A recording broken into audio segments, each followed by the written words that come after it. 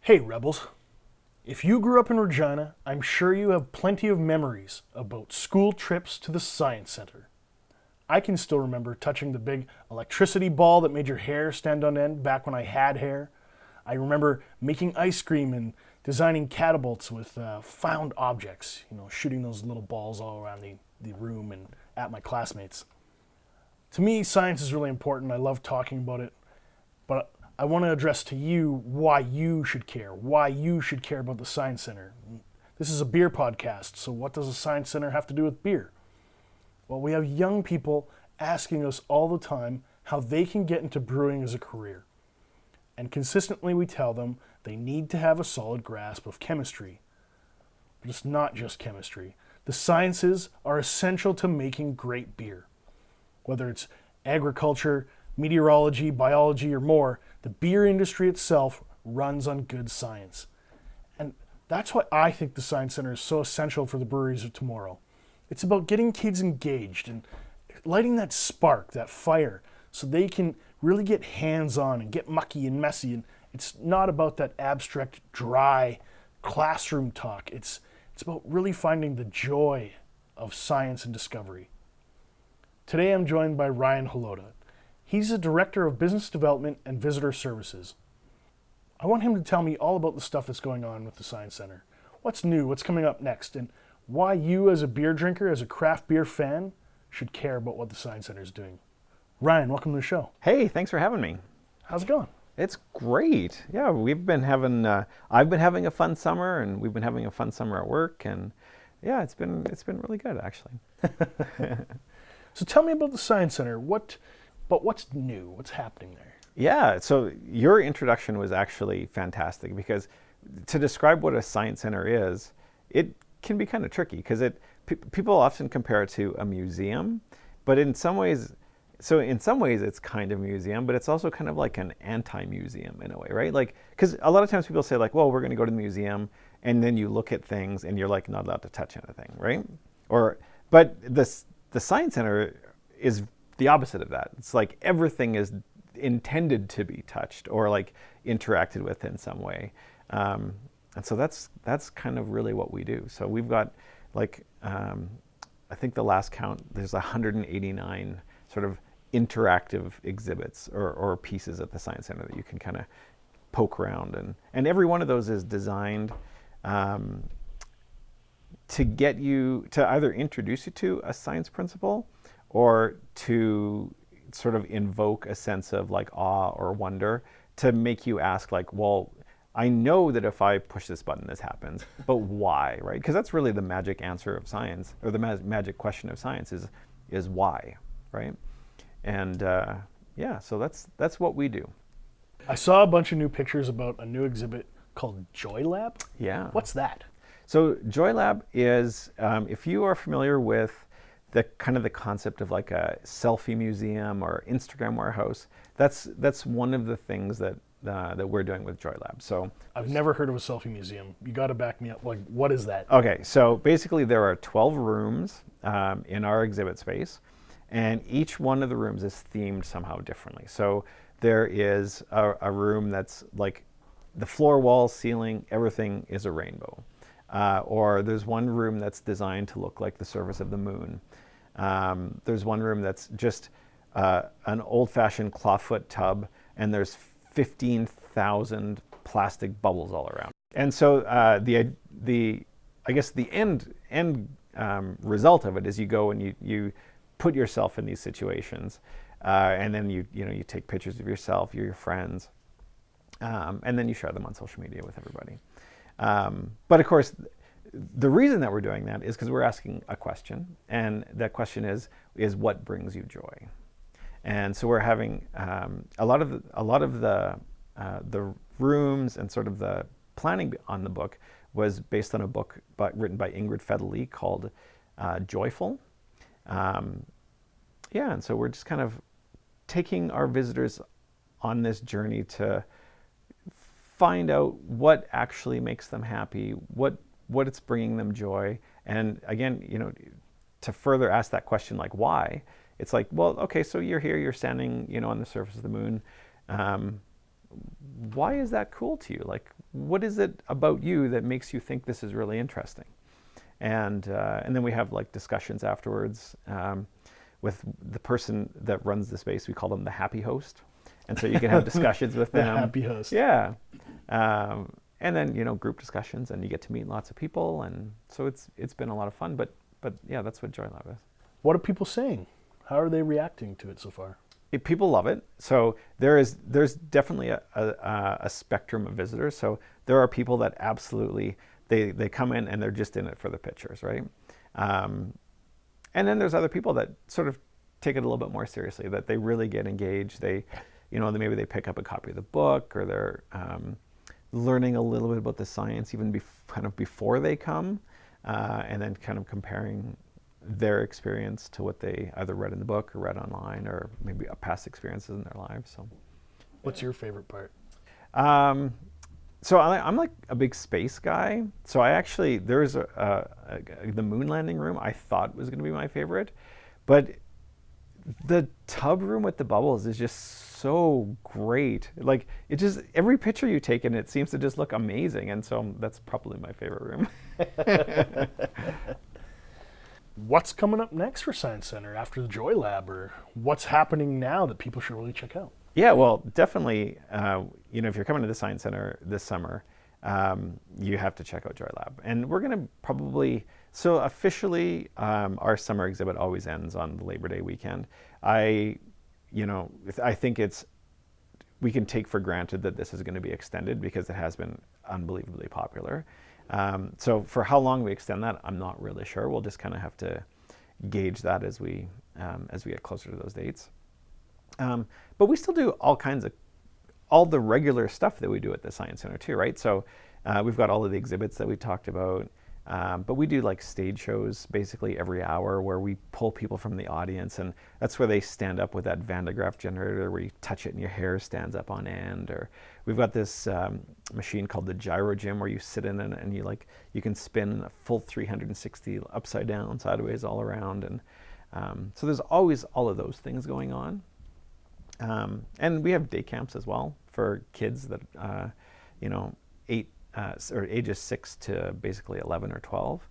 And that's kind of our summer programming. And then when we get back into fall, then we get back into some of the adult science nights that we do, and then some of the After Dark movies as well that'll pop back up once people are sort of finished with their summer vacations and getting back into a more regular schedule for themselves. So. We signed my oldest up for science camp at the Science Center this year. Oh, that's great. Because last year he tried engineering camp with eyes. Okay. He loved it so much. We said, okay, if you like that, we'll put you back in.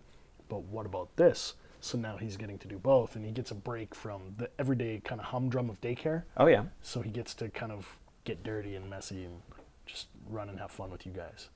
A lot of people expect like a science camp would be like, well, you'll sit and you'll like do experiments all day, but they like go to Candy Cane Park and they watch a movie, and one of our groups now is getting tours of the Sask Power laboratory, like the high voltage lab, which is just super cool. And so then they spend a lot. There's like a water balloon fight in the last day, and so they're a lot of fun, and not probably what I think a lot of people would expect when you think like, oh, science camp, like what are you going to do? But yeah.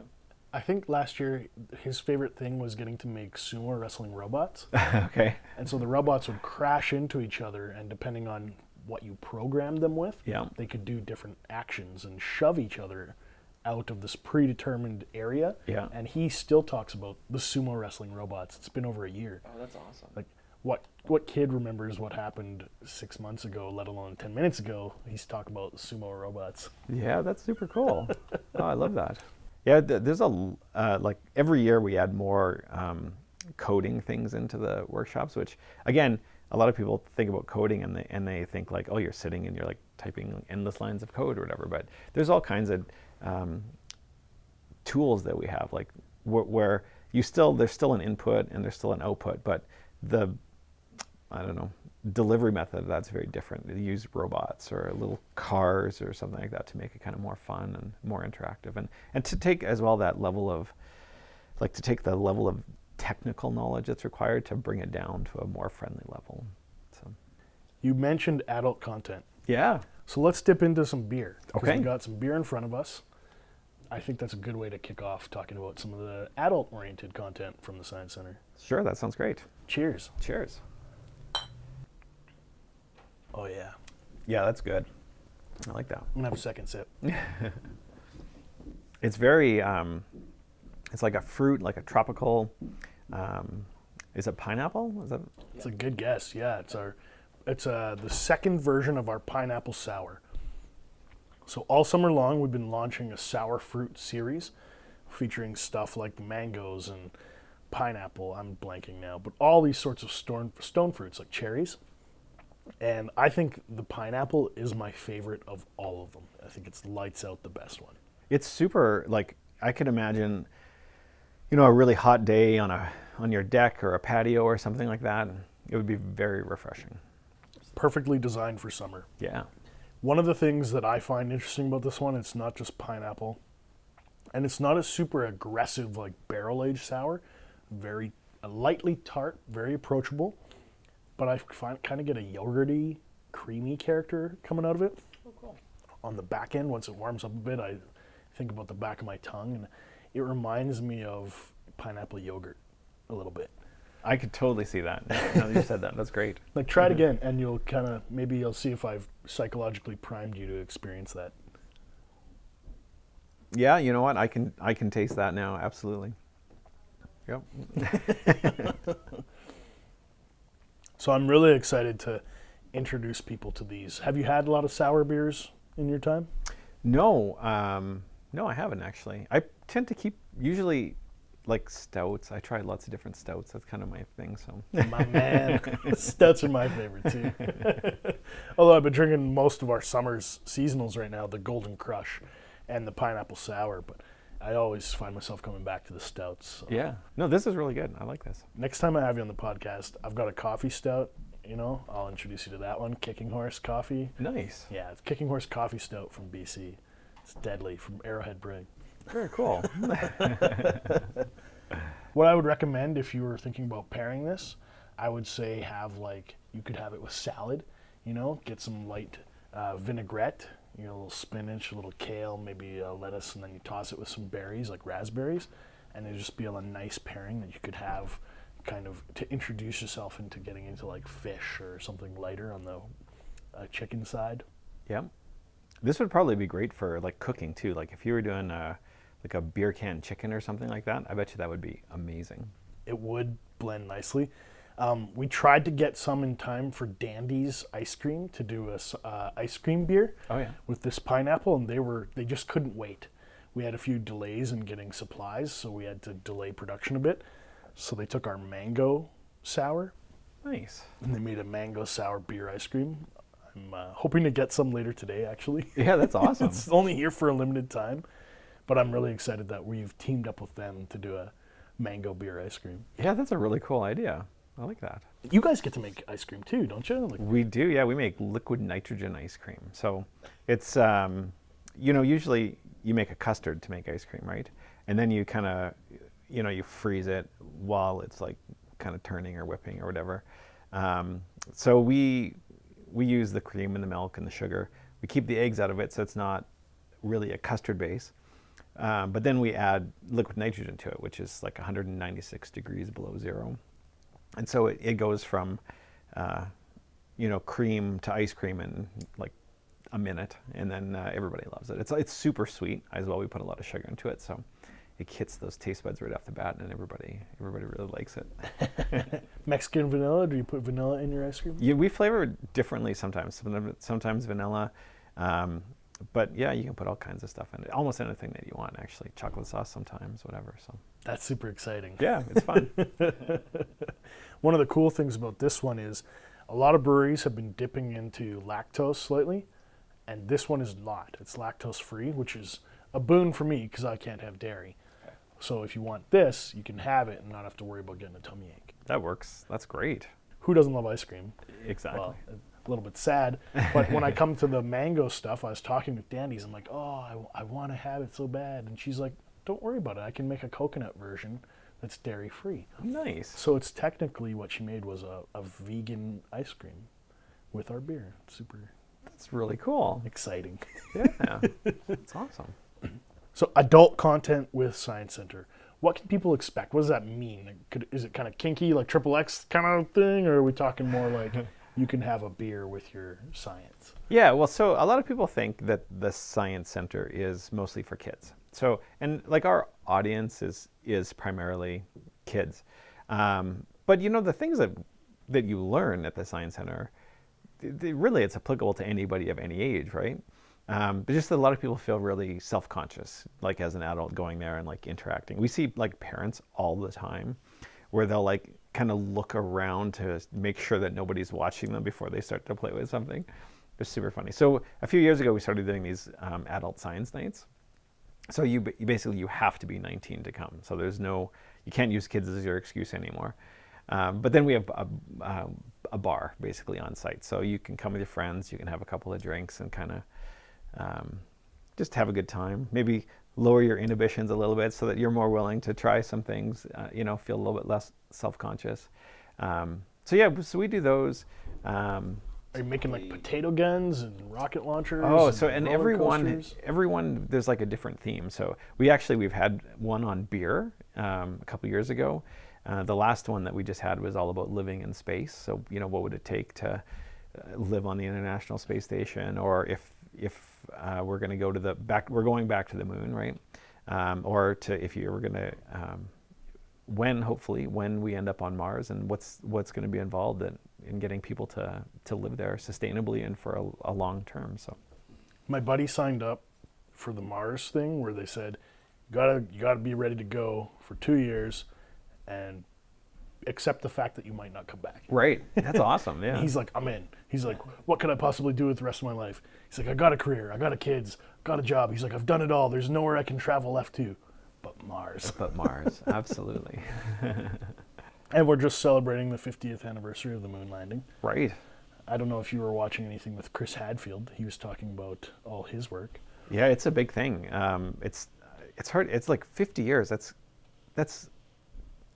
yeah, I don't know. That's like a fairly long time ago, right? It's amazing to think that people we've been a spacefaring species for that long, right? Like that's kind of crazy. Like I don't know. You look up at the sky and you see the moon. You're like, oh yeah, but people walked there. That's pretty special, I think. Or even just the fact that like, I don't know. I watch a lot of science fiction movies, and like there are people right now living in outer space. Like not just like visiting for like 3 days or whatever, but like sustained like months and months living in space. That's I don't know. It's like magic to me still, right? And and we've been doing it for a long time, so I think it's pretty cool. My little guy asked me a question about will the sun explode. He's having an existential crisis. He's confronting the possibility that Earth could be exploded with the sun. I'm trying to explain to him red dwarf and about helium and hydrogen and I don't know. Where do I start? Philosophy or Science Center? Exactly, yeah. But I remember going to you guys and they had a huge carousel with the planets and you could grab a strand and you would run the outside or inside depending on what planet you picked. Oh, that's awesome. And they were measuring this is how fast these planets kind of move in relation to each other to try to give kids the idea that the vastness of the universe. Pluto might go around the sun twice, whereas Mars will go around way more times. Yeah. Just, how do you give that to kids? The distance between the planet, like you always see it, on your computer screen or whatever, and you're like, people know the order of the planets, but like when you actually see, there's last year we had an event called the Ignite Festival, and one of the exhibits there was a person had done a like 2-scale model of the universe, and like the first couple planets are pretty close together, but then you're walking like to the Wascana boathouse for some, like they're so far apart beyond there. It's insane. It's a vast solar system. It's pretty crazy. Yeah. We get to explore it. That's right. Speaking of vast, you guys have the IMAX. We do. Big screen. What can people expect from that? Yeah, so Can they drink beer while they watch the IMAX? sometimes you can actually. So we, mostly we show documentary films because our theater uses, it uses film. So it's a specific film type. It's called IMAX 1570 millimeter film. And primarily it's documentary films that get produced in that format, which is perfectly our audience, right? That's who's coming to see us. And every once in a while, they do make a feature film in that format. So, and we're actually really pumped. Like this summer, we're showing a bunch of Chris Nolan movies. So we've got 5 different movies. We've got Interstellar and Dunkirk, and then there's like Batman Begins and The Dark Knight and The Dark Knight Rises. And so we're every Saturday night we're showing one of those on on IMAX film in the IMAX theater. And then other times of the year, though, we run these movies called After Dark movies, which sometimes they're in IMAX format, but most often they're not. But we show, the Rocky Horror Picture Show or National Lampoon's Christmas Vacation. This September, we're showing Major League. We picked a lot of the movies this year. So this is actually the Science Center's 30th anniversary. We opened in 1989.